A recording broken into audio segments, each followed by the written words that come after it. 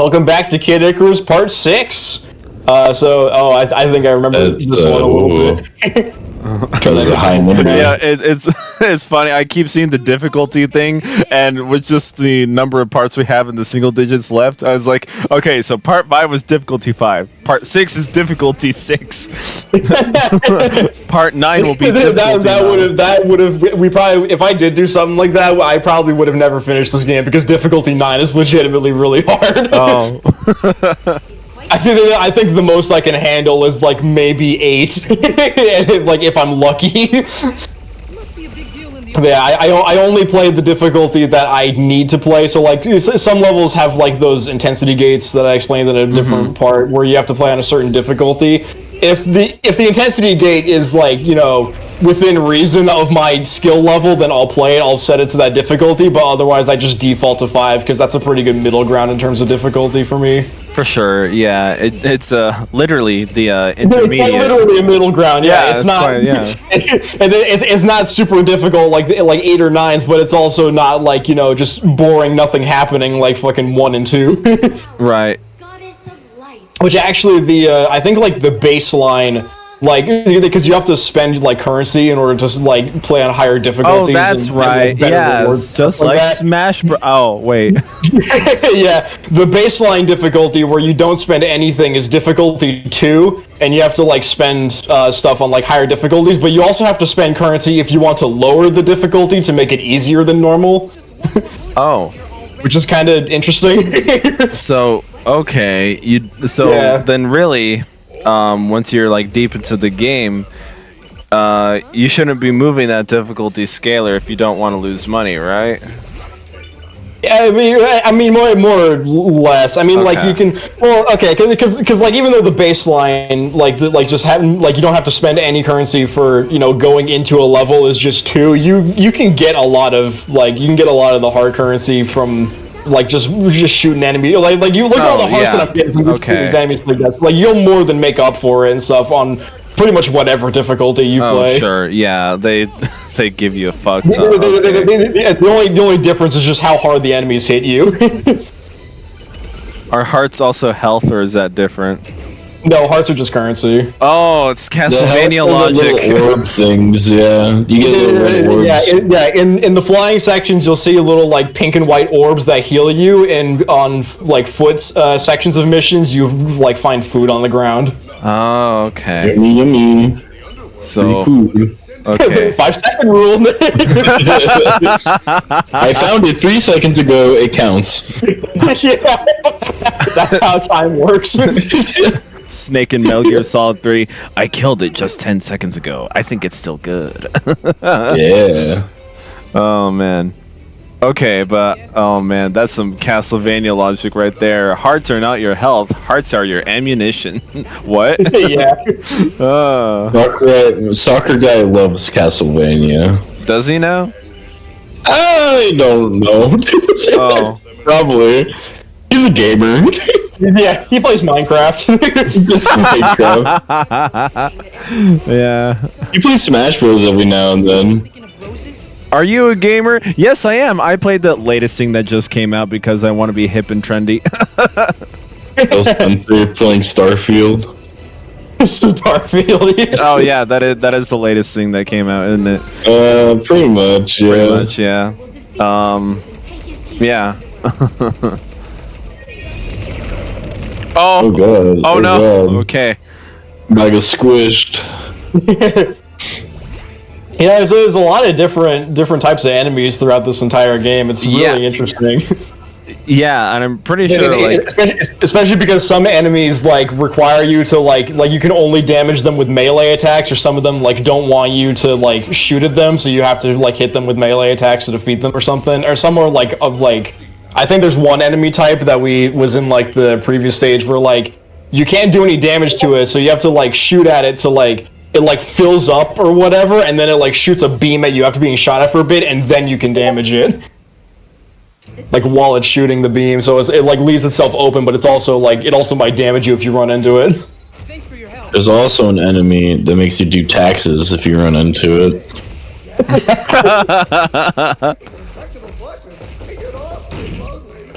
Oh yeah, this is the So yeah, so the main enemy for this one.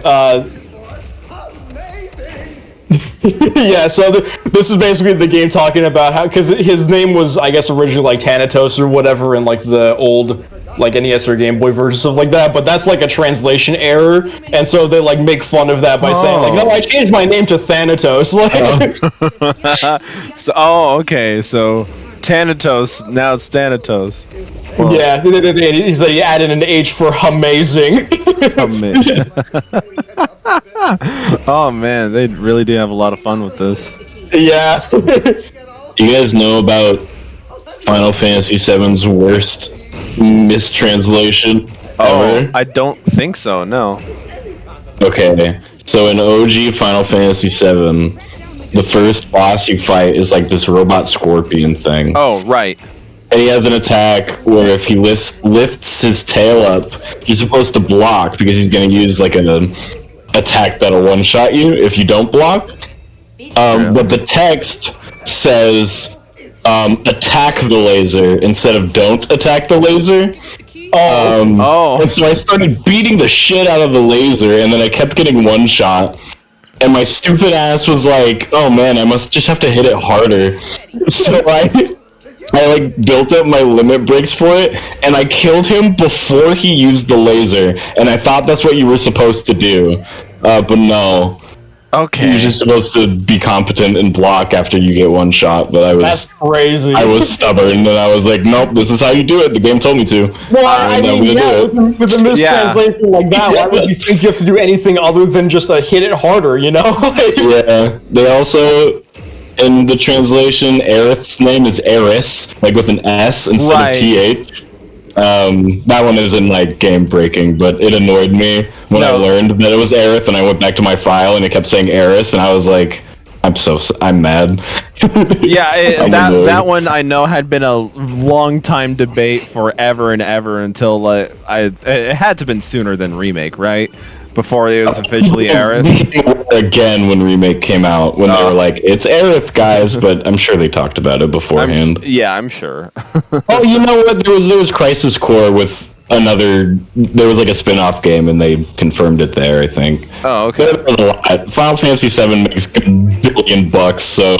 Right, exactly. Cleared it up really fast.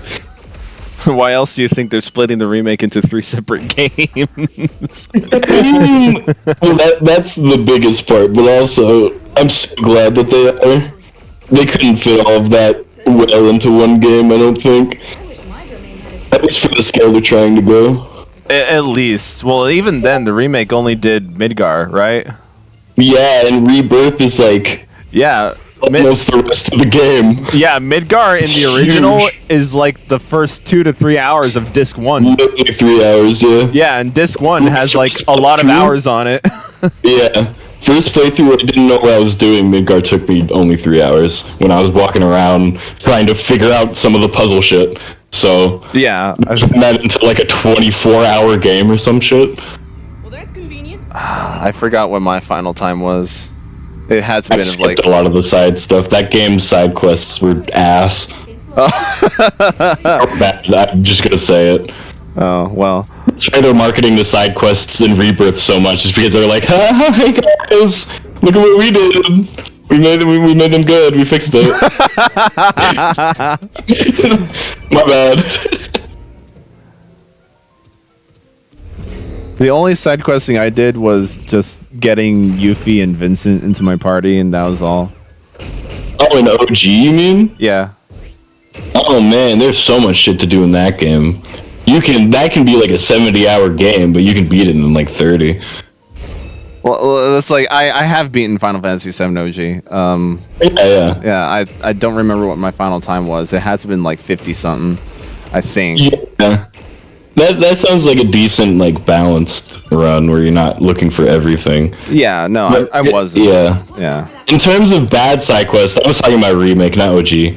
Oh, sorry. People liked OG for the side content. Like, that's why it's some of people's favorite game. Oh, that's right. Remake was bad. I am remembering a remake side quest now. Destroy the number block thingies. Yeah, like find a fucking cat that's just running around everywhere for like 20 minutes. Mimic, and get nothing mimic, for mimic. It.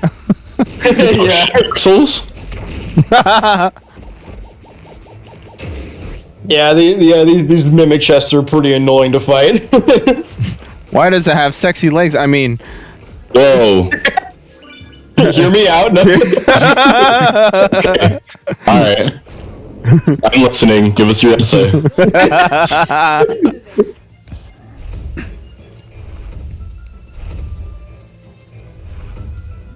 I'm expecting that essay in like within the week. I'm not gonna. Nope. I'm For, not. for context, Ethan, there not was gonna do it. a long time ago. I asked Josh to make an essay on why he liked the first season of Sword Art Online. Yeah. Like a fucking essay. Oh my god. He liked it. It was so good. I think that was the first time I opened Google Docs since I left school. He conveyed it well. So now whenever I want his stance on something, I'm like, write an essay? And I need it within the week. Okay. Okay, so my essay on "Hear Me Out." Just hear me out. just hear me out, guys. Pitt's tired. Wait, why did you get tired? Is that a Yeah, thing? so if you sprint for a prolonged period of time, you like run out of like an invisible stamina kind of thing, and you kind of you can like prevent that by just kind of like walking around a little bit like I am now. But otherwise, if you just keep sprinting, you'll get exhausted and have to wait a couple moments to like catch your breath. Could you like repeatedly tap the run button so that won't happen? I mean, dodging effects it do. You can repeatedly tap the run button, but I think that actually just drains you faster. Yeah, the okay. dodge takes more. Yeah, there is like an item that you can equip to yourself to give you infinite stamina for a temporary amount of time. Okay. Yeah, it's like a weird thing to manage. I don't like it, to be honest. It is a little I feel like I'm weird. focusing on so much stuff already, and then all of a sudden he starts sweating, and I'm like, God damn it! I have to like stop and like walk around. Yeah, that's don't know how to feel about that. There's now. a way to negate it, so I think it's fine. But like, Sure, I guess, but if you're gonna freaking, well, I don't know. Maybe I need to pay more attention to level design. Don't have long freaking hallways just for the sake there's of. a lot of running in this game. There's a lot. There's a lot. Yeah, there's a lot of why is there stamina in this game moments. Okay, so. Yeah. Okay. Well, I'm not defending it. Okay, well, we found one downside. Well, this game fucking sucks. 0 out of 10. 0 out of 10. It's Too much terrible. water. Yeah. Okay, Ooh, but going yeah. off, King. Yeah, see God, that. imagine, I don't know why I just thought of this. I'm like, imagine if this game had fucking like Smash Brawl tripping mechanics. That'd be kind of funny. Trippy. You're in like a really serious boss fight, like against fucking Medusa, and then you just trip and fall on your face. Oh shit! Oh, God damn it! Yeah, you trip and then she follows up with an insta kill. Yeah. Punished. Oh man. Oh, Tower of Doom, dude. But yeah, man, if you're gonna have a freaking stamina mechanic or freaking, I don't like it when there are long stretches in the hallways that there's literally no point to like having a stamina bar in the first place. And then parts of the game that are just there to remind you that stamina exists. Right, because you want to Check get this out. because you want to get a tired. freaking move on. Yeah. So why freaking bother at that point, you know? Because it's awesome. Super cool. I know. I don't remember if this also works in Breath of the Wild, but I do remember in the Skyward Sword stamina meter. If you just tap it repeatedly, you get a lot of mileage like that without draining your meter so far. Breath of the Wild, there's an infinite stamina glitch. I don't know if they found one for Tears of the Kingdom yet, but the original method was patched in Tears of the Kingdom. I don't know what people have found in that game. I stopped paying attention like a month ago. There's a sort of similar method. It's kind of the same as Breath of the Wild, but it has more steps to it, and even then, like, it's not truly infinite. You just lose a lot less stamina for doing it. That's most things in Tears of the Kingdom. They're like, we found it, but it takes 6 steps now instead of 1. And they patch it like a week later. Yeah, because you're not allowed to have fun. They've patched so many duplication glitches, dude. Well, I feel like every patch is just like, we fixed the duplication glitch. Oh, we fixed the other duplication glitch. People found like 15 different duplication glitches, and I think almost all of them are patched now. Yeah, there's like one that works. It's so funny. And by tomorrow, it won't work. But they'll find another one, so it doesn't matter. Oh, okay. Yeah. It's yeah. Can't let you have fun anymore. No. It's just something silly you can do. It's not like game breaking or anything. It's a little game breaking. It's a little. I mean, it's not like you can get infinite resources and money or anything. No. okay. People get like 999 diamonds and get like a gazillion rupees, which basically just means you win.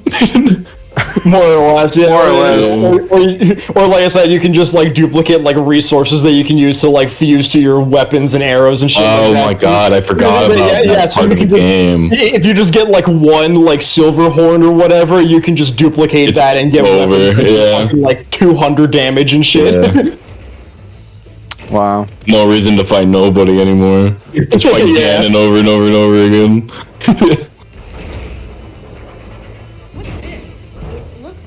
Ooh, Pot of Greed. That's a Yu-Gi-Oh reference. And 3 additional cards in my deck. That video is so funny. It's like 5 minutes of him summoning Pot of Greed. Yeah, it's just like he just keeps summoning Pot of Greed. He's like, you never saw this coming. I summoned Pot of Greed and summoned. How do you even have that many? But I'm not done yet. I summoned Pot of Greed. Now I draw Magic Force, which allows me to draw Pot of Greed. It's so funny. Your turn is over. You're done. Not yet. I have one more Pot of Greed. It's such a funny video. Uh-oh, we're gonna have to censor that foot.